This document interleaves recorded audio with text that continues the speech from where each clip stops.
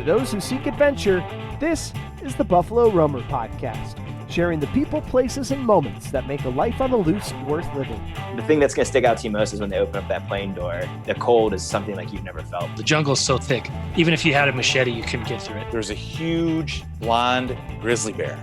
And when it saw us, this thing put its head down, stomped on the ground, and hissed like an alligator. I just crossed this brutal stretch of desert, and I was really suffering. I'm your host, Will Collins. I'm an adventurer, outdoorsman, and roamer of wild places. I've backpacked the Brooks Range, rafted the Grand Canyon, and have canoed from source to sea, both the Mississippi and Yukon rivers.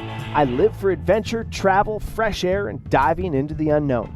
And now, I hope to share my passion with you on the Buffalo Roamer Podcast. All right, here we go. Episode 42, Buffalo Roamer Outdoors, a podcast for those who seek adventure. Thank you for tuning in yet again. I want to remind you, please subscribe to the podcast if you have not yet. You can subscribe wherever you're currently listening to this show. That'll help us out and also helps you get the latest episodes on the first and third Friday of every month when we drop them. Today's show, gonna be a good one. Sarah Davis is on the podcast. Sarah is the first woman to paddle the Nile River, the longest river in the world throughout Africa. So much history on the Nile River. Really enjoyed our discussion. She's also done a bunch of other cool stuff. She's cycled across Australia. She's paddled the Murray River, which is the longest river of Australia, and many more things. But our discussion mostly centered on the Nile River and her trip traversing the longest river in the world. So without further ado, here is Sarah Davis with Paddle the Nile on Buffalo Roamer Outdoors. Sarah, thanks for linking up. Excited to talk paddling in the Nile River and all kinds of fun stuff. So thanks for connecting. Oh, no, thank you so much for inviting me on here to chat. I'm excited. Yeah, me too. Absolutely. So give me a breakdown and just like a bullet list kind of rundown of this Paddle the Nile trip and you know, the nuts and bolts of the journey and what exactly it was before we kind of dive into what led you to it and stories and such from the trip. Okay, well, I'll probably start off with what I thought it was going to be. Sure. And we can talk about what actually happened. So the goal was to complete a self-powered descent of the Nile from, I would say the source, but let's call it a source because it's still fairly hotly debated where the source of the Nile is. So starting in Rwanda, going through Rwanda, Tanzania, Uganda. The plan had been to do part of South Sudan. I knew I wasn't going to be able to do all of it because of the sort of political situation there and the fighting that was still happening. And then it was going to be paddling, kayaking through Sudan and Egypt. So the first of it was going to be rafting because there's quite a lot of whitewater, quite a lot of unfriendly wildlife, and I wanted to have as big a space between me and them as possible. And I don't have a whitewater kayaking background. I'm a surf ski ocean paddler. So it's going to be rafting to begin with, and then kayaking, and expected it to take sort of 4 to 6 months because I knew I didn't have like a big project team organizing this for me. It was all self-organized. Didn't have, I had to build networks in the countries. I'd never been to the countries before, though I did do some recce's before actually starting the trip. So I knew there was going to be do a section, pause, get everything going, do the next section, because organizing it from Australia, obviously doing that remotely, it's kind of, there's a limit as to how much you can do remotely. So that was the plan. Okay, and how did it end up, and how long did it take you? So it took just under 6 months. It definitely unraveled sort of, I think, with any expedition, your plans don't survive first contact with anything, sort of taking that military adage. And that was the case here. We dealt with everything from hippo attacks to being arrested and detained in Burundi, so then having to put a nice bit of space between us and Burundi when we put back in the water, dealing with, the guys not being able to do the same level of kayaking when it came to going across the lake. So then having to adapt and go, okay, well, we'll get different forms, we'll get a boat across the lake instead. So there was that constantly having to improvise, adapt, and overcome. Again, stealing that one from military. And there was a whole heap of that. Then finding out, so I had, I'm a professional risk manager, so I did take the risk management side of it very, very seriously. And that was everything from the preparation, like the training courses I did, from swiftwater rescue technician, remote first aid, wilderness survival, through to hostile environment awareness training. And off that, then realizing that I knew I didn't have the standard operating procedures to go, okay, in the event of unlawful arrest, what are the protocols here? And yes, I had a team of friends who were willing to sort of step in and help and be my crisis team. I couldn't put it on them to work this stuff out. So, and I also knew I didn't have access to good intel through these countries. So I engaged the company that actually did my hostile environment awareness training. I engaged them to provide me with someone to check in with each day. So Dave, who did my training, I checked in with him each day. He was amazing.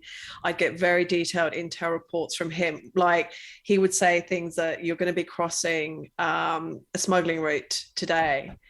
And you'd be going along and you'd see like these white sacks and you'd be going across the smuggling route. So we knew, like, don't go and camp there. Like, they're not going to be worried about you, but potentially going and camping right next to where there's a smuggling route, potentially not smart.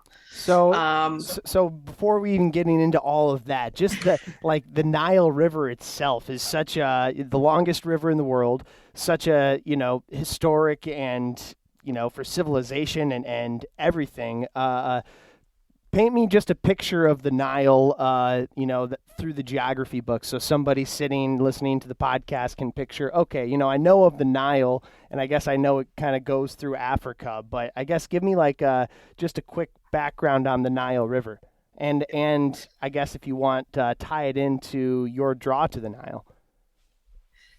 Yeah, well, I mean, my draw, so maybe start with that. I love Africa. Africa's always been a continent I've been very much drawn to and done a lot of travel there. So it's just, I don't know, there's something about it. And having been there, it's kind of, it gets, and a lot of people say this, it just sort of seeps into your bones and you just get drawn back there. There's the sort of the beauty of it, also the harshness and the difficulties, but the amazing people, the very varied cultures that are there. So the Nile itself is the river, like you say, it's the longest river in the world. Varies in what people say the actual length is, but we're talking over 6,600 kilometers. You'll have to convert that to miles for your local audience. I'm not sure what that is. And it travels from south to north. So it starts, I say, around about midway-ish down Africa, in East Africa, so in Rwanda. Some people say it starts in Burundi. Potentially there's two sources, like sources of rivers tend to be quite hotly debated as to what actually constitutes a source. So we started in the Nwenge forest in Rwanda. It then sort of dips down in Rwanda to the border with Burundi, and then it starts to make its way up to Tanzania, across Tanzania, and then into Uganda, and then it goes across Lake Victoria. And from there, you're in Uganda. So Lake Victoria is shared by Tanzania. I've got to get this right. Rwanda, Kenya, and Uganda. I think I've got that right. That'd be really embarrassing if I didn't. No, not Rwanda. Sorry, not Rwanda. So it's it's huge. It's huge. So it's shared by Tanzania, Kenya, and Uganda. So then the Nile continues where originally. So when you're sort of going back into the times of Speck and Burton, they all said the source of the Nile was actually near Ginger at the north point of the lake, of Lake Victoria. But now they've sort of said it, now it goes further back. So then it continues north through Uganda into South Sudan, all the way out through South Sudan into Sudan. At the capital of Sudan, Khartoum, it's actually joined then by the Blue Nile. So the Nile actually has two tributaries, the White Nile, the longer one, and the Blue Nile, which starts in Ethiopia. So you've got the confluence of the Nile in Khartoum, and it's amazing. The color of the water is different, and there is literally a line. You can see where the two meet. It's different color, and then it's one river, like the Nile, that then continues up through Sudan. And it does do a little bit. There's the sort of the Great North Bend where it dips down south briefly, and then it continues up north through Egypt. So then you get to Lake Nasser, and then up through Egypt. At Cairo, it splits into two branches, and then it finishes at the Mediterranean Sea. Amazing, amazing. And what was your draw to the Nile? Why shoot for this adventure? And what drew you to the longest river in the world? My ego. Fair enough. so when I came up with this idea, I at the time I had a job that I enjoyed, but it wasn't me. And I'd just come out of a relationship and a difficult friendship, and just decided now was the time for some change. I had this blank canvas in front of me. It was time to change things up. Just carrying on with this sort of corporate life of 48 weeks, a year of work, 4 weeks of holiday just wasn't going to cut it. And I'd always read books about adventurers and explorers, but it never occurred to me that I could be that person. And it was then I saw a couple of people who'd gone on expeditions, and they were what I call sort of, ordinary people, as in they're not the Bear Grylls or the military types or people who've been scaling mountains since they could walk, which is kind of what I'd always made that assumption, like that's who you had to be. But no, these were sort of ordinary people who just had some big bold dreams and went after it. And it was suddenly like I could see what I wanted to be. And it was like, well, cool, I can work stuff out. I do project management. I want to do something big. And I really like the idea of doing it first. That's where the ego came in. And I wanted to do something paddling because that was my sport. That's what I love doing. So I looked at going like paddling around Australia that had been done, and a bit more looking. And then I had to Google what the longest river in the world was because my geography is horrible. Even as me describing the countries around Lake Victoria, which I should know, having been there. So it's just one of those things. These don't stick with me. Yeah. And I saw it was the Nile, and like I said, I love Africa. I love traveling there. And then I found that no woman had gone from sort of source in Rwanda to the end, self-powered all the way. And that's why I chose it. But very quickly, like the ego-led part of it faded away because it had to have it. There was a lot more to the why behind it for me. And some of it, like when I came up with the idea, it was very visceral to the point, in every cell of my body, I knew it was the right decision for me, but I couldn't put it into words fully. And I still can't. It was just this draw to it. And, it's cliche as it sort of sounds and corny, it was very much about the journey and not the destination.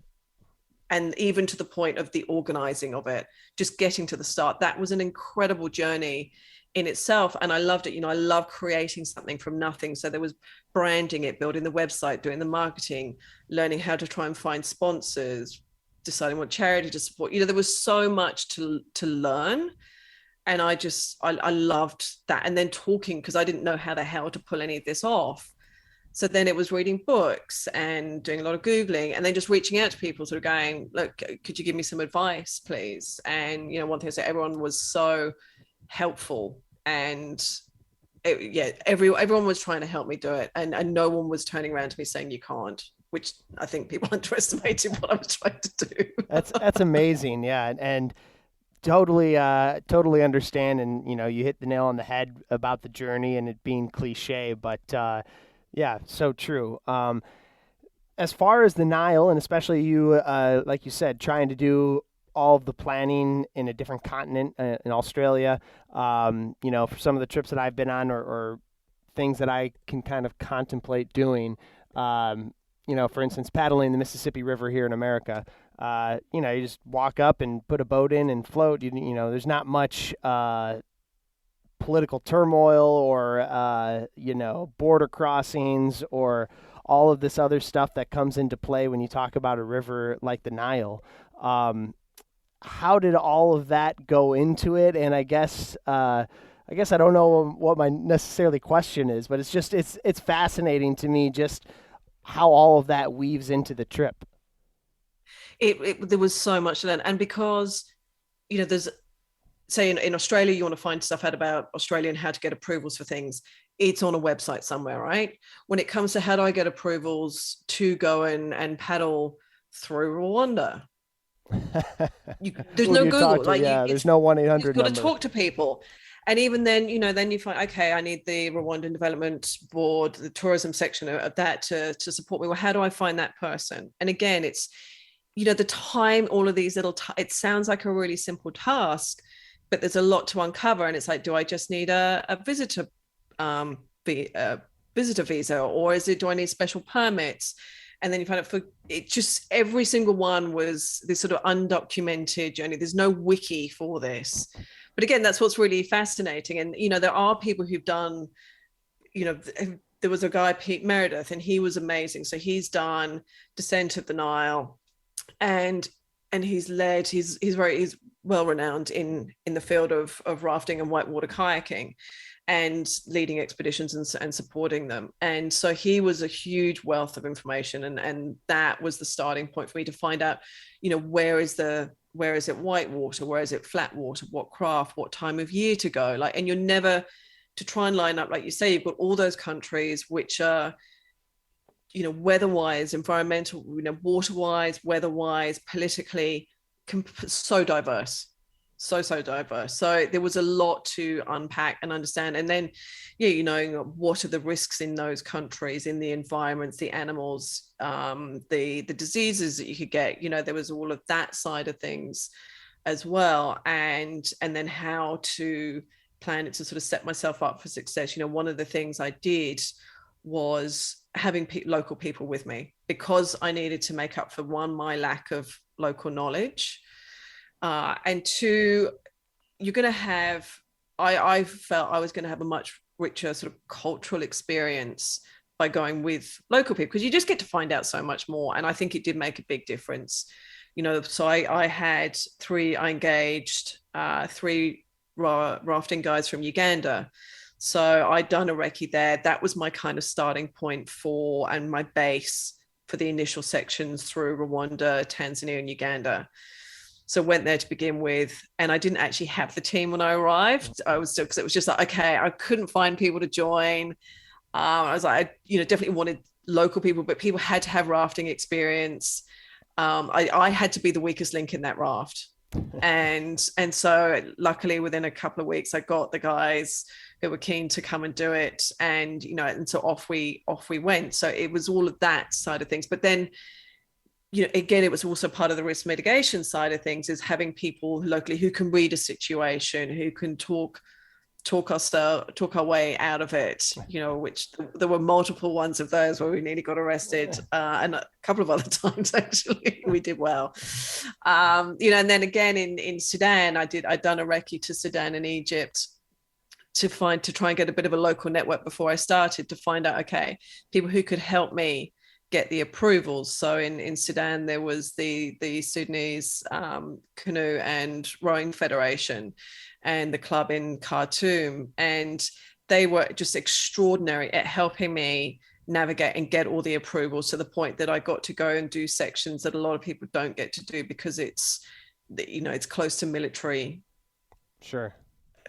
Things happening, and so they tend to be a bit angsty about it. But because I got all that support, and then I had local paddlers with me, and again, I don't speak Arabic, like I needed that help, and it was fantastic having them with me. And then the same, I had an Egyptian guy, Nadim, join me through the Egypt section, and he had a job that he did not expect, was having to deal with the police. The police were wonderful, and they were all about keeping me safe. So we pretty much had a police escort all the way. I was like this hot potato throughout Egypt, up the Nile, because they just all wanted me off their patch as quickly as possible, because obviously they don't want anything bad happening to a tourist there. They rely on tourism. So they were trying to push me to do longer sections. They wouldn't let us camp. We'd have to go and stay in hotels. And it was all because they were just trying to keep me safe, off the river. We'd end up having a police escort to get to the hotels. It was hilarious. And Nadim was then having to constantly negotiate with the police to try and to get us there. And so it was every day there were obstacles and difficulties to overcome, but it was some of it was type 2 fun and it was fun afterwards, Yeah. but it was an extraordinary experience. Yeah, it sounds like it. Sounds amazing. Yeah, I'm fascinated by so much of it, but the I guess like the not turmoil, but unrest in some of those areas mixed in with like just the raw nature sounds like such a fascinating adventure. Is there a story or something that comes to mind that kind of paints the picture of I guess just being in the Nile in the middle of the bush? There's so many different ones. Just going back to what you say, with what some of the countries are going through. So I was going through Sudan as they were trying to overthrow the government. So al-Bashir and his government have been in for close to 30 years, a lot of corruption, and people had just reached a tipping point, and for various reasons, it was just like, we're done with this. So there was a lot of protesting happening. Protesters were tragically being shot. It was becoming sort of violent, and there was a risk that it would possibly turn into a civil war of some type. There were the different within, you've got government and police, and then National Intelligence Security Service, like all these different regimes dealing with this sort of power play going on. So it was a really fascinating time to be going through that and talking to people locally about the frustrations and what they were trying to do and the hopes for where Sudan could get to. So to be part of going through there at such a historic time, and it was literally probably weeks afterwards that al-Bashir, was then out of power, and tragically they still haven't. It's still a lot of turmoil happening there. But to go through that when something like that was happening was really fascinating, and seeing a country, exploring them by river is a really fascinating way to see it, because it's kind of like it just slowly unfolds in front of you, but you're still close enough to people that you are, we're stopping and camping and we're talking to people, and people are obviously interested, like who are you, what are you doing, why are you doing this? It's not something that's seen every day. So you're getting to talk to people locally. It was amazing. But yeah, there were also a lot of really hairy moments, like we got attacked by a hippo, which was terrifying. What Terrifying. What happened there? Oh, I won't. I don't know if I'm allowed to swear on this. So yeah, we let it up, fly. Let it fly. Okay, yeah, we fucked up. Done fucked up. So we were going along the river in Rwanda. So we were on the Nile Barongo, and it's probably only about 50 to 100 meters wide. Again, you have to translate that one. And very windy, short, steep bank. So what it meant is because it was one, you couldn't really see ahead. And we knew we'd got into day one of in hippo territory. We'd gone past some. And the general rule is when you're in hippo territory, every so often you slap the surface of the water with a paddle, and the hippos that are sleeping underwater, they pop up to see what's happening, and then you go around them. The problem here was you couldn't see that far ahead, so then you're getting very close to them, and you were not that far away from them because it was relatively narrow. So we were coming up to this point where the river was going to bend left and then right. As we come up to the left bend, over in the corner on the left-hand side, a baby hippo popped up in some shallows. So we stopped paddling and to assess the situation, but the water is carrying us forward. And I literally just got the words out of "where's mum?" and she pops up on the right, and we drift between her and her baby. Right? You don't need to be David Attenborough to know that was a massive mistake. So she loses it. Like, it doesn't take much to make a hippo aggressive. Like, they're just in natural aggressive mode. And so she fired up, came at us. We're desperately trying to paddle away. So we had the setup on the raft was we had a frame and oars on. So one of the guys at the time, it was Kara, who was on the oars, so standing forward, facing forward, and then paddling forward, and then two of us at the front paddling, and then one of the guys was at the back. Like, the guy who was at the back paddle leapt to the front in like one giant leap with this thing coming towards us. Kara said she sort of put her head under camping gear in the frame. So we got to the river's edge, and hey, I'm sorry, I just lost you. I lost you for a good stretch there, right? Of course, right in the heart of the story. No, that's okay. I lost you after you had split him. You were in the front. He was rowing, and Yep. you'd split the mom and the baby. Okay, so I'll start sort of. Yeah, Um, go figure. no. It's all good. It's all good.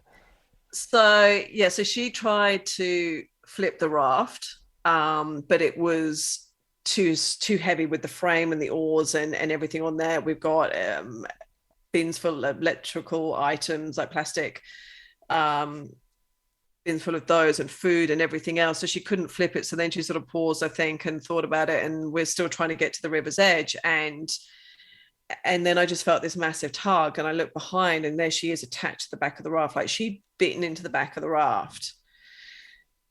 And luckily, I think it may have been the pop or the air rushing out was enough. She let go and pause enough for us to then get to the bank and jump out.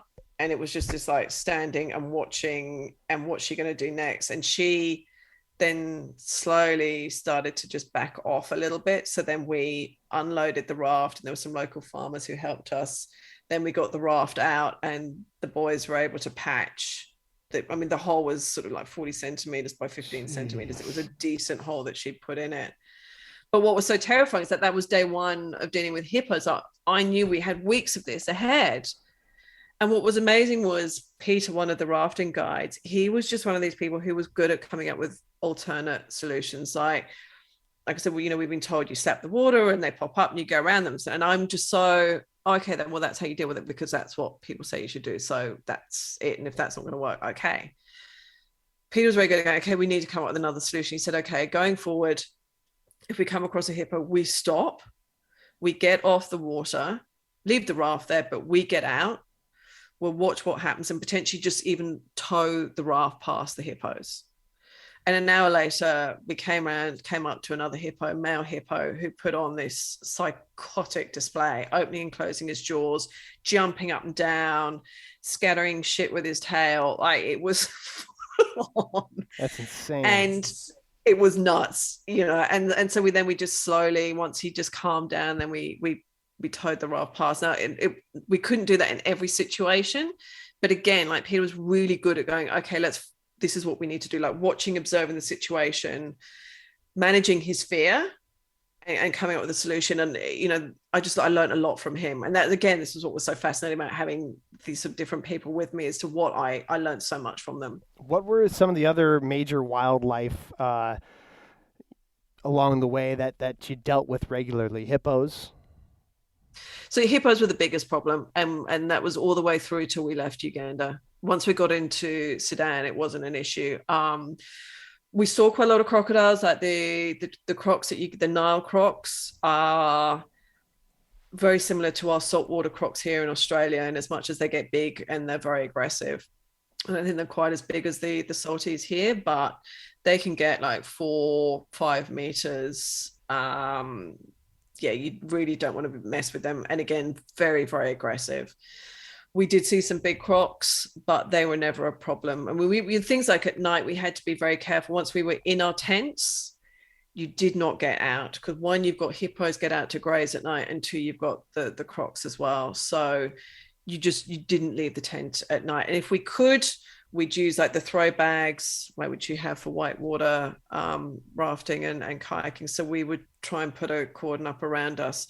I mean, obviously a 1,500 kilo hippo could get through a bit of rope, but apparently they've got quite sensitive skin, so they're not going to. Snakes, I know there were snakes, but I said to the guys, don't tell me if there's one there, because it's a bit of a phobia. I don't want to know unless I'm in danger. And I asked them afterwards, I said, did you see any snakes? They were like, yeah, but you weren't in danger, so we didn't tell you. That's funny. Thank you for that. Went through scorpion. There was scorpion territory as was going through Sudan. So there was paddling through the Sahara. And it was just extraordinary, like paddling through the world's biggest hot desert on a river. It was, and I've got this real fascination for the desert, and it was just amazing to be paddling through there. But yeah, we did get into scorpion territory right at the point where the zip went on my tent. I was Perfect. just waiting every morning, like to wake up to see like some scorpions sitting there on my chest, ready to zap me on the on the nose. Thankfully, I did again. I never saw them. Like the guys was, oh, there's quite a few over here. So I'm like, okay, I'm going over there. I don't like all of those sorts of things. So actually, yeah, other than hippos, we're very fortunate. How about, okay, so first section, as you start off, you're on the raft, and that's kind of through the heart of Africa, or in Tanzania, Uganda, Rwanda. Then you're moving north, and eventually you get to the desert, and you transition all the way up to Egypt, out towards the Mediterranean Sea. You started in a raft, and there was all kinds of wild whitewater in the beginning. Is that right? Yeah, so there was short sections, but there was some big rapids. So there was some that we had to portage round, and we really didn't hit the big ones until we got to Tanzania. And the first, some were fine. We'd run them. We had with us a creek boat, so a whitewater kayak, Sure. which we just had on the back of the raft. And what would happen, Co was our whitewater kayaker. So as we were approaching rapids, like you can hear them before you see them, and then you see the bubbling of water, and he'd go off and check, like, is there a route that's runnable? And if not, then come back, and then we'd find somewhere to get off and portage round. But there was one time we got to a set of rapids, and there were kind of three channels, and we just got in a bit too far to the point that it wasn't real rapids, but we couldn't back paddle. And there was a lot of papyrus. So papyrus is like giant dandelions, but with stems that you'd put a whole hand around, and they're very solid and completely impenetrable, particularly when you've got a massive raft. So we got into this section, and Co checked out two of the channels, and they were unrunnable. And the other section, like the other route, was what we could see was runnable. But I was like, well, if the other two are unrunnable, the chance of this being a nice little gradual rapid going down is probably a tiny bit optimistic. So we set off. And the first part of it was fine. It was fun. I mean, I had put the GoPro on because I was like, yeah, this is not going to be great. And we got around this corner, and there was just this water gushing over this big drop. And my stomach just turned, because having done like the swift water rescue technician, I understood the risks even more about, being stuck in a hole and all of these sorts of things, the hydraulics at play there. I'm not great at holding my breath underwater. I had a very bad experience in huge surf, competing in huge surf here in Australia, to the point that I just can't hold my breath well. So it was one of my big fears. And I was looking straight at it, and we tried to get into an eddy where we'd be able to sort of stop and try and find a way off. But there was just so much water coming over that we were just sucked. We just got sucked over. And when you've got that, the amygdala takes over, fight, flight, or freeze. So I had the thought capacity of about a 2-year-old, and I stood up, and I was determined, as we were being sucked backwards. My brain was going, jump for the riverbank, jump for the riverbank. Peter thought I was getting up to give him a hug or something, because he was like, what are you doing? There was no way I would have ever been able to make it. And Koa just screamed at me, seeing my deeply flawed plan. It's like, Sarah, get down. And I obeyed. So just got into the bottom of the raft with my and just hung on, and we went down, went underwater. I felt, because like I said, we've got these barrels of food and everything, I felt one of the barrels on my head, because the raft just kind of buckled on impact. But luckily we didn't get sucked into the hole, and it spat us out. Peter got thrown out. So we're careering through these rapids, not knowing what's ahead. I'm trying to get a throw bag to Peter. Paola's then screaming at me, get down, because this is like low branches that I can't see coming.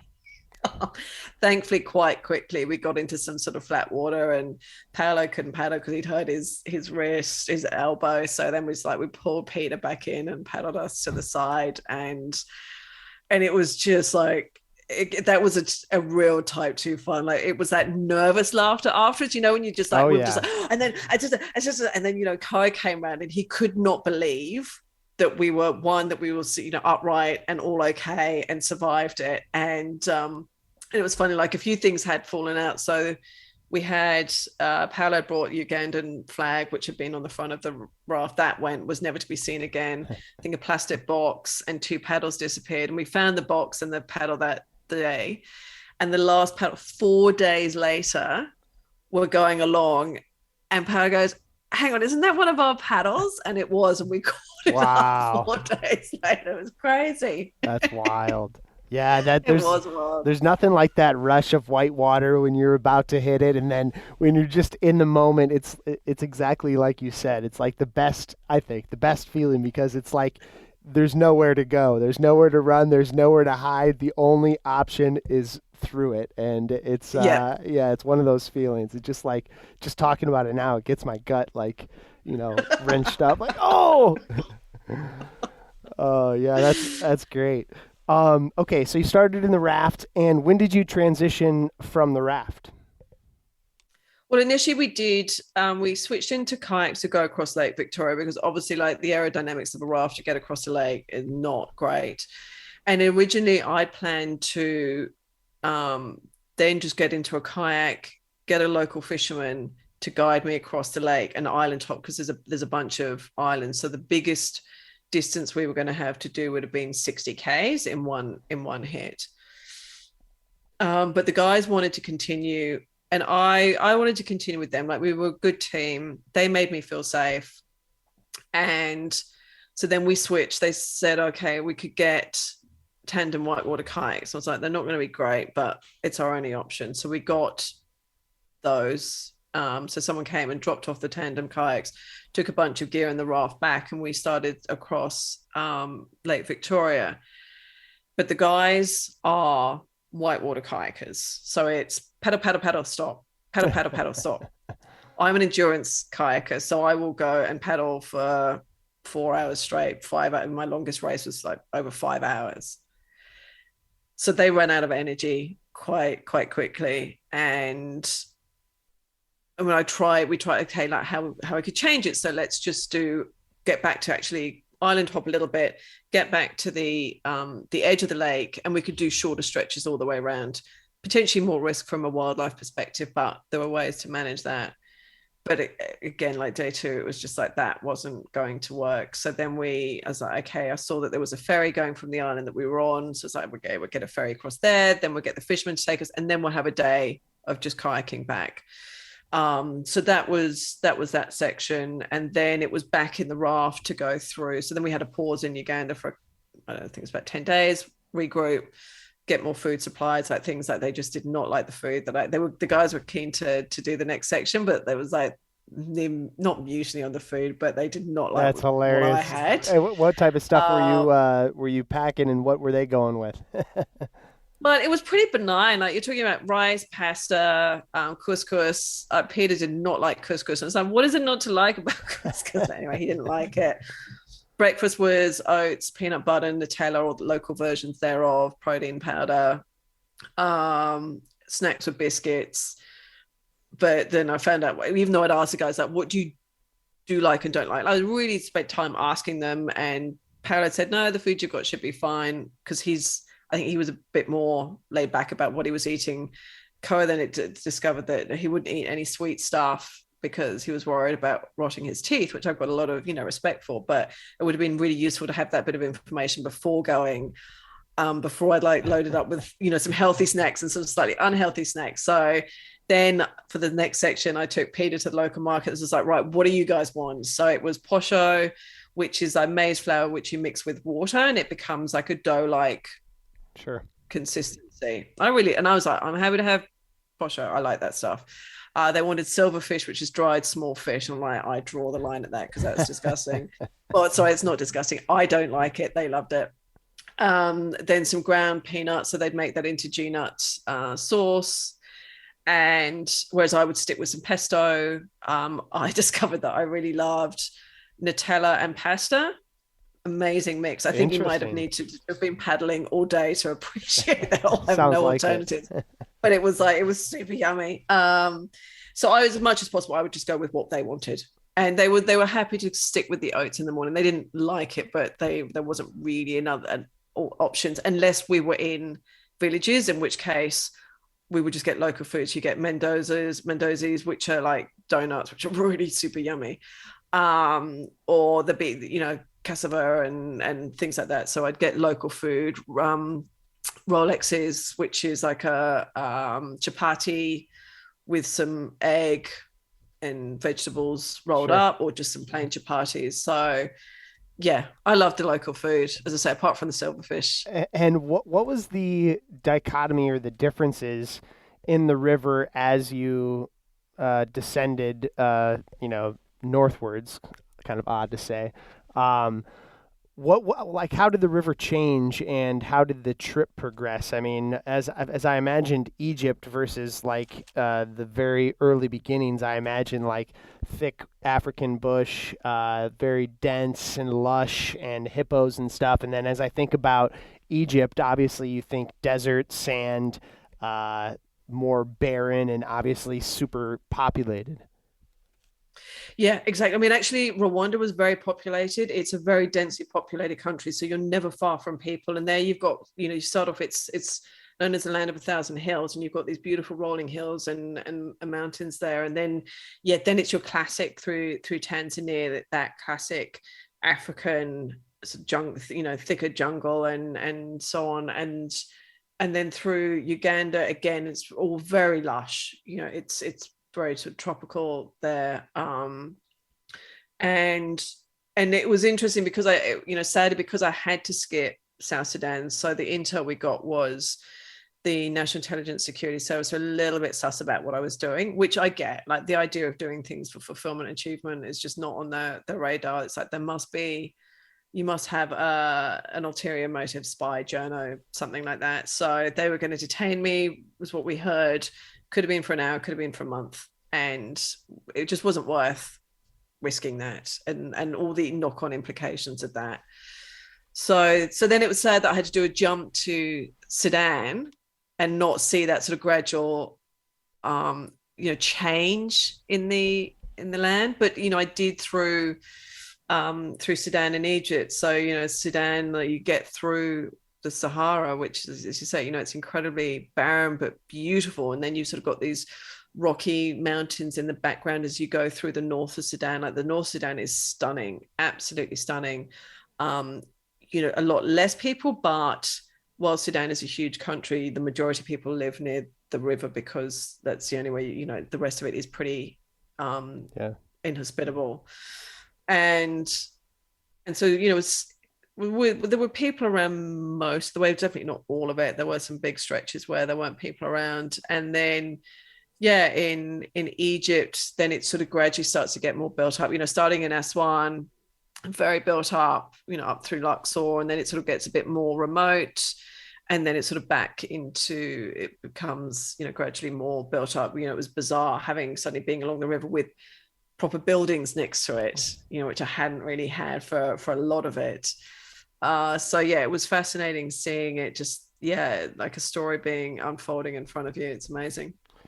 Is there a story or a moment that comes to mind that kind of encompasses the people of the river, like of people you met along the way?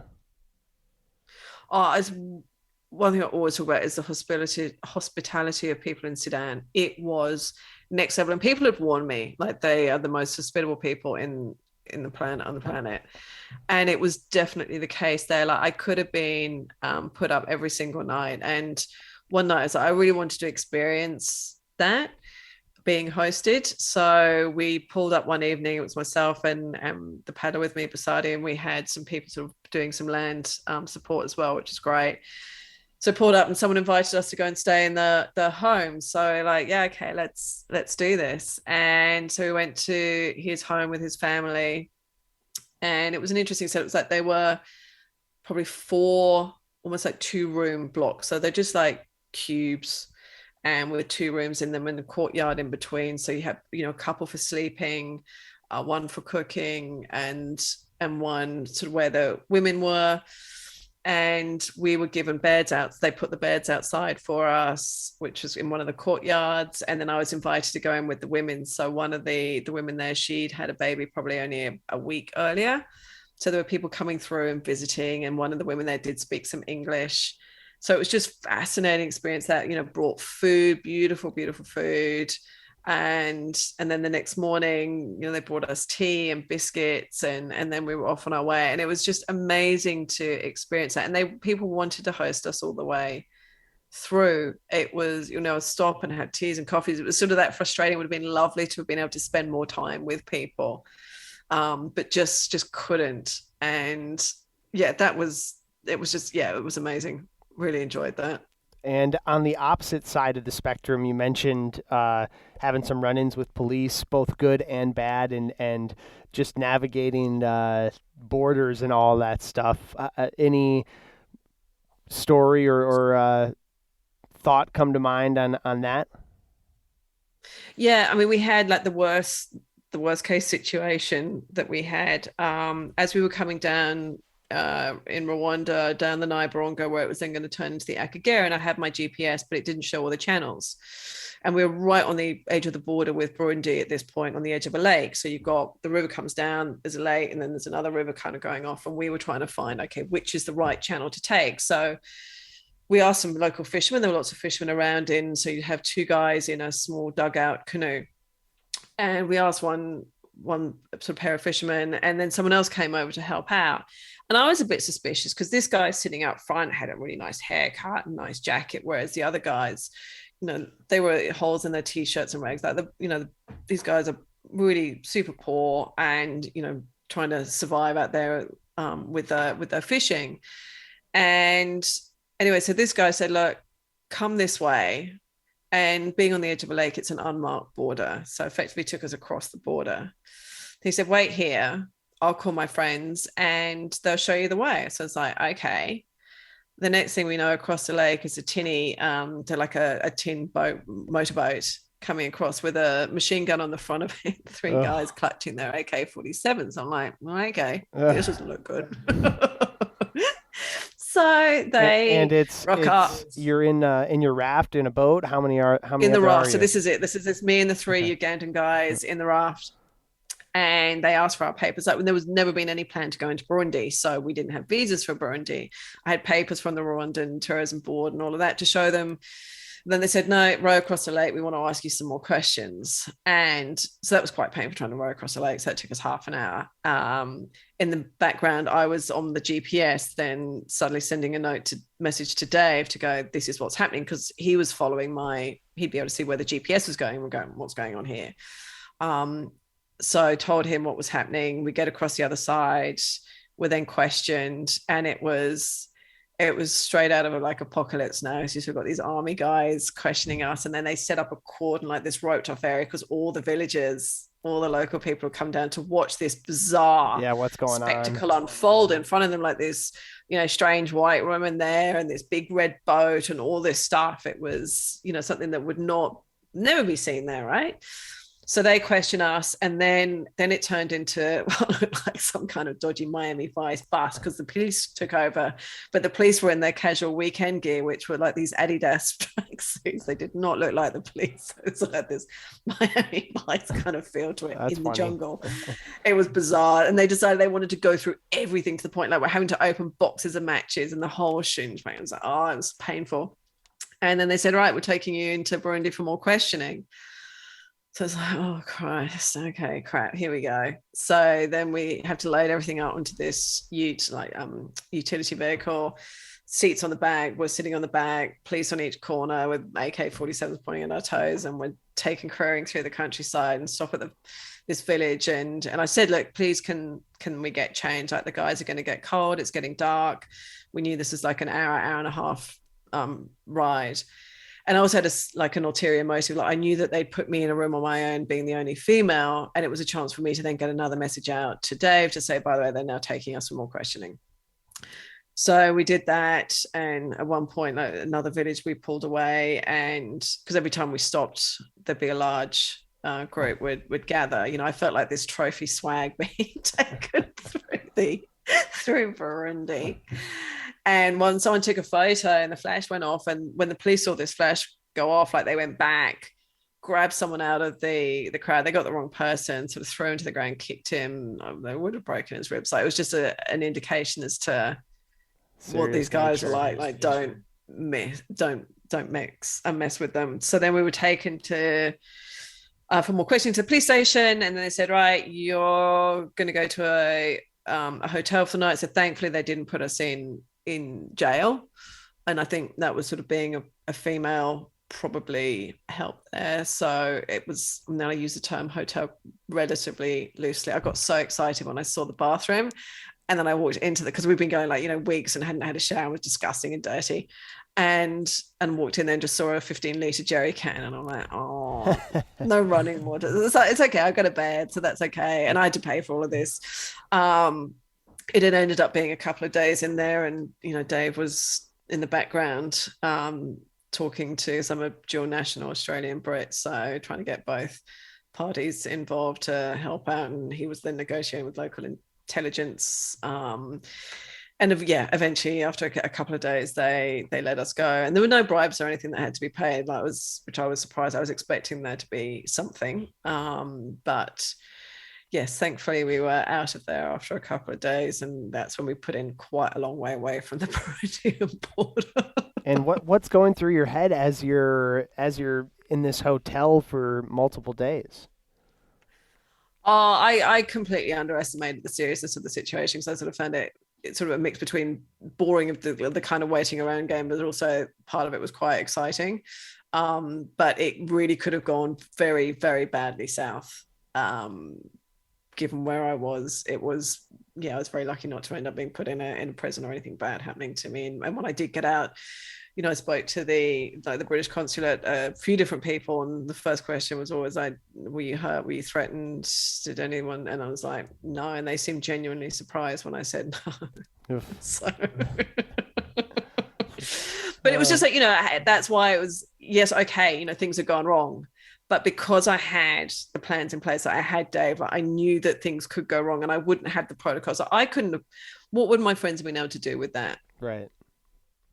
So hard, and to try and negotiate. So this is why, when you're doing these, and what I say to people doing any of these sort of expeditions is to invest that time in doing that planning and thinking about what, it's not being pessimistic, but it's thinking about the scenarios of what can go wrong and planning for what can you do to reduce the likelihood of that happening, but then having, your plans in place to deal with things that do come up.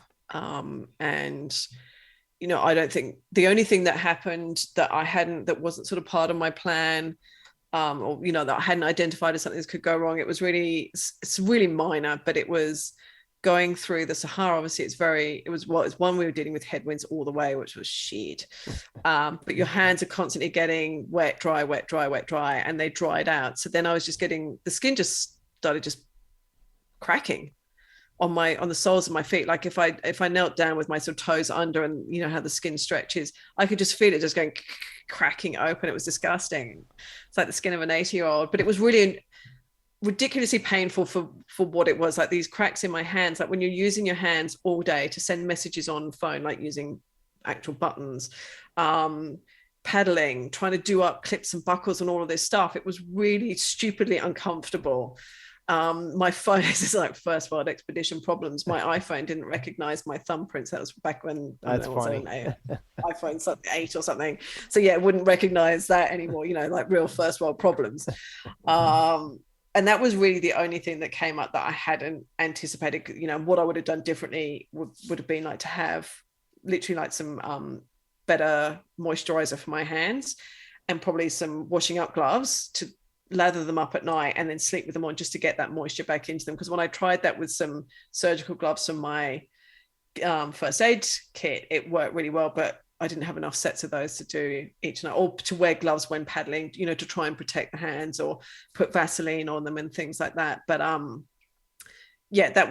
thankfully that was the only thing that came up, which I hadn't been part of what I'd expected. And how about Egypt? Because just looking at the map or visually looking at it, like it looks like such a big section of it. And how did Egypt play out? And as you're working your way towards the finish line, kind of realizing, the gravity of your trip.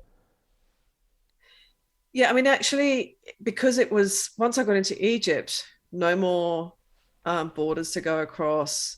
it was the home stretch. I mean, it's a 1200K home stretch, but it's a home stretch. So it was actually quite exciting. And then because I had Nadine joining, the other thing that was really nice was that sort of new enthusiasm and sort of injection of excitement into it. Whereas I was sort of, a bit mentally and physically worn by this point.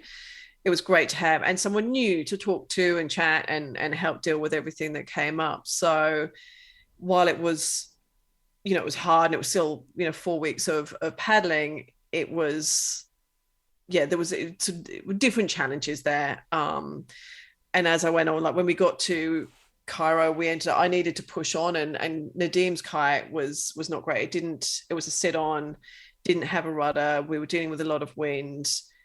It just, speed wise, we were quite different, and I needed to press on. So we decided at Cairo that, he would still finish it, but I would go on my own and punch out some pretty big days. And, I remember when I got to Cairo and I was setting off for the last stretch of the last 250 Ks. And I'd been there when I'd done my recce there.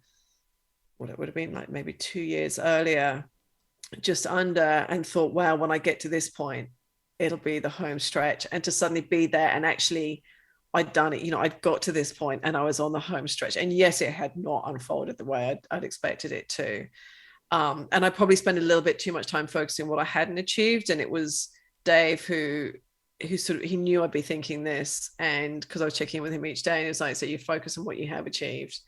So it was nice, like having that stretch just to, think about what had been happening and so on. But what was going to be the last day, I woke up at like 1 o'clock in the morning, and I'd met, Fahed was a guy who I'd stayed with, who I'd met in Sudan, and he'd kind of given me a room in his place while I was organizing things, and he helped me organize stuff. And he happened to be in Cairo and came up to see me for the last night. We went out for dinner.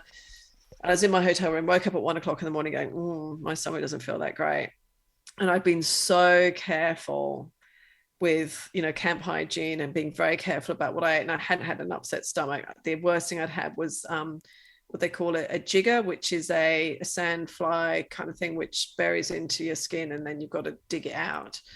So I'd had one of those, which is a bit of a rite of passage. So I was, secretly quite proud that I'd had one of those. And that was it. So then wake up and it's like, it ends up, it's sort of first chunder, I was like, it's okay, I've just been sick once, I can still do this. But then we were going, both ends, without being too graphic, it was pretty horrendous, like lying on the bathroom floor thinking, take me now. Yeah, that's the worst. And Dave said to me, like after hours of it, and I was just getting more and more dehydrated, he said, Sarah, I think you really need to get to hospital and get on a drip. And he was right. And it was great to have someone there to say that, because I would have felt like I would have been totally overplaying it to do that. But I kind of... And this was on your last day? This was going to be the last day, right? It's like, that final, the universe always tests you, that final, like testing your resolve. How much do you really want this? And I'd had it before getting to the start, and now I was having it now. It's like, are you kidding me? And so I go downstairs, I'm on my own, so I don't speak any Arabic. So good old Google Translate. So I'm literally typing into the phone into Google Translate ambulance and then hospital. And eventually they sort of cottoned onto it and they got me an ambulance, and I went into hospital and they put me on a drip, put in the anti-nausea. The whole thing was just, it was a low moment. They were lovely, and it was an absolute bargain. I think the whole thing cost me like $5 yeah, including the ambulance ride. I could not believe it, because Dave was he was talking to my insurance. I had a couple of bits of insurance. It was interesting trying to get insurance for this trip. And he was, and they we're all lined up. And then afterwards they phoned me up. I was like, okay, how much was this? I'm like, oh, don't worry, this was less than $5. And they were like, what? Because when they asked me for the money, I think they asked me for 100 Egyptian pounds. And I thought they must mean 1,000. They must have just got the numbers wrong. And I gave them 100 pounds and they gave me 40 change. I was like, what? Best, cheapest hospital visit ever. It was amazing. So then the next day, I was wiped out. So I didn't paddle the next day. And then Dave said, I think you should split the last day in two rather than punching out. It was like 60, 70, 70 Ks. So then the day after I did a 50K stretch, and I was really worried that, am I just going to make myself more ill? But actually I was fine. And then it got to the last day, which was just like a 15K a day. But I woke up that morning and I think, you know what it's like when you are so close to the end of something, everything kind of catches up with you and it just feels like you're crawling towards a finish. And I think emotion, probably as much emotionally as physically, I felt so spent. And to the point, I really had to look at myself in the mirror and it's like, Sarah, get your shit together, because I just felt really emotionally wobbly. And you know, the police came and picked me up and took me down to the river, did the sort of the standard procedure. But then when I saw the river that last day, and it was a beautiful day, it was sunny, the river there was quite sort of blue, sparkling, and it was like, okay, it's time to bring this home. And just got in the kayak and didn't even put, you know, most of the time I'd be listening to music or podcasts. There's no music, nothing. It was just like, just take this in. And then eventually I could see, you know, I could smell the salty air, and I live near the ocean. So to finally smell that salt in the air, and I could see like it was still dealing with headwinds.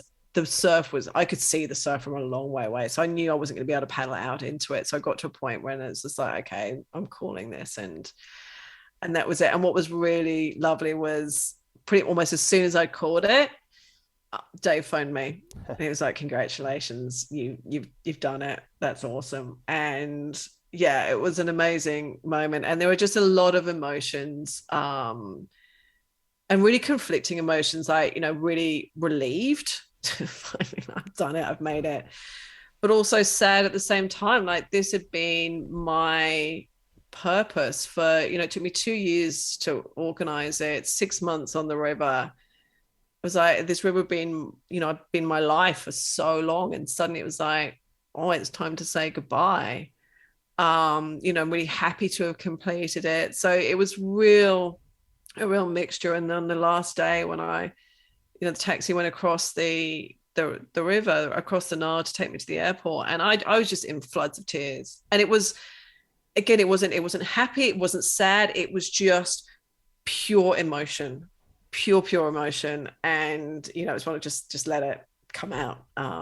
So yeah, it was pretty amazing. That is amazing. Yeah, that's quite the scene. And yeah, it sounds like a moving thing, and I know exactly what you mean about just being at the end of an expedition like that. You're ready to be done, but you're, you know, like you said, you're physically spent, you're ready to be done, but that closure is, you know, tricky to process, because like you said, it's that is what you're there for. And now that it's done, where do you go from there, you know? Yeah. So it was pretty amazing. But one thing, like from having done something as big as that, and like dealing with all countries and cultures and borders and this, that, and the other, you know, it certainly made it a lot easier to then go and do other things that would have felt like quite a stretch. You know, when you go and push your comfort zone like that, your world becomes a way bigger place, and suddenly the things that fall within that become sort of within your comfort zone. Now there's a lot more. So like 8 months after finishing that, I did a descent to the Murray River here in Australia, and it was like, this is a walk in the park. This is a piece of piss. Local currency. I have my own phone. I mean, yeah, I still need a sat phone. And yes, I had, you know, snakes and things to deal with, which obviously being Australian are deadly. But in comparison, it was so much easier to organize. Like, this is. I had to actually want Sarah, come on, stop. You're being a little bit too blasé about this. Like, lift your game. Yeah. But yeah, it did. It certainly made so many more things possible, and just opened my eyes up to this whole new world of adventuring. And yeah, it's like I'd opened a new door and gone into it and found a whole new universe there. That's amazing. Yeah, that's such a great thought, and awesome to be able to realize that. Are there any other? We've talked a lot about, as you often do in recounting these things, right? You talk a lot about the challenges, things that go wrong, the joys of finding solutions to those things and just like the interesting mishaps and stuff. But is there an overarching positive takeaway that you've taken from this trip? Obviously, you just mentioned the pushing the comfort zone, but what are some of the other things that you've taken from this now, looking back at it? There's a lot. It's interesting what you can do, when you put your mind to it, physically what you're capable of, or what I found I was capable of, what I'm willing to push through, the kind of fears I'm willing to overcome when the why is so strong. Like, I'm not one of these fearless people. I'm not what I would call an adrenaline junkie at all.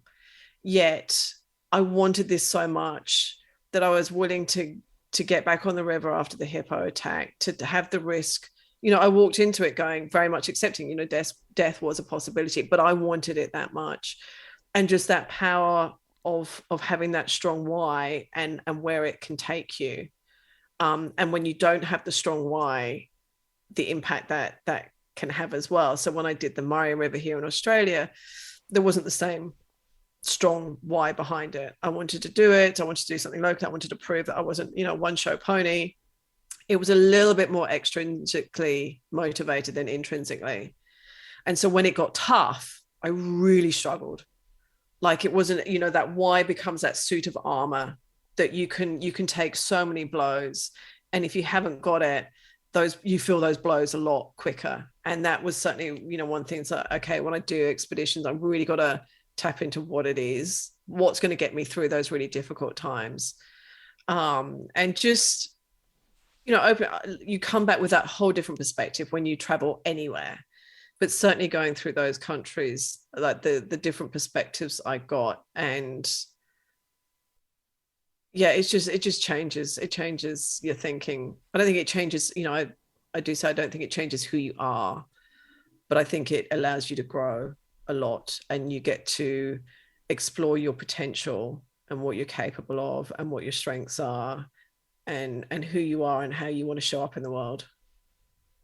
Amazing. Yeah, I love it. And I love, I hadn't thought about it particularly in relation to expeditions and trips and such, but yeah, that why plays can play anywhere in life, right? Whether it's your career, your relationships, whatever it is. When things get tough, if you have a good reason why, like you said, that's a good coat of armor to be able to fight through the shots that'll come when things get hard. I love that. That's great. Well, Sarah, it's been great chatting with you.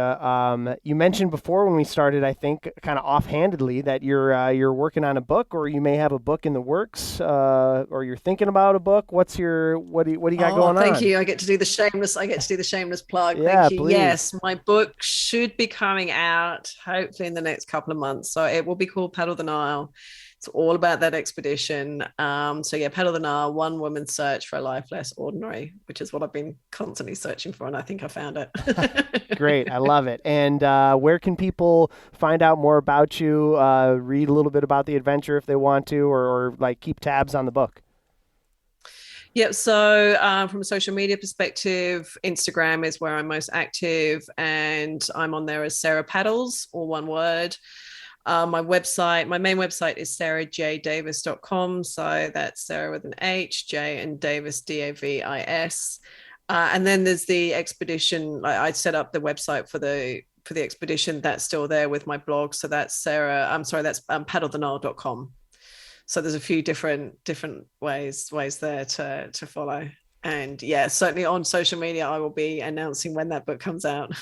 Perfect. Well, looking forward to it. I'm sure there's many more stories that'll come out in that. And if anything you shared with us was the tip of the iceberg, I'm sure it'll be amazing. So looking forward to that. And thanks for your time, and thanks for sharing the stories. Love talking about rivers and adventure, and always fun to do it. No, thank you so much. Thanks for having me on here. And yeah, thanks to everyone who's hopefully still listening. You bet. There you have it, episode 42 of Buffalo Roamer Outdoors. If you are one of those folks still listening, make sure you're subscribed to the Buffalo Roamer podcast. That'll make sure you get the latest episodes the first and third Friday of every month when we drop them. You can find out more at buffaloroamer.com. Social media at Buffalo Roamer, and don't forget to check out Sarah's stuff at sarahjdavis.com. All right, we will talk to you later. Go enjoy some fresh air, find some adventure.